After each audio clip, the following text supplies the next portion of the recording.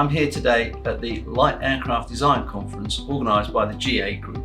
This has been a tremendous conference today, bringing together the GA community in the UK, bringing together people who are interested in designing, building and test flying light aircraft. Why is this close to my heart? Well, to me, it's very close to the charter of the Royal Aeronautical Society, further in the art and science. So it's really the core of the Aeronautical Society for me. So we've had people from the civil aviation talking about e-conditions. This is a great way of experimental flying in the UK. We've had people talking about development projects and projects for the future. So again, this is really, really exciting. And why is this exciting for me personally? Well, it links to my presidential theme of design, build, fly. So this is really the way of doing things, bringing young people close to practical aviation.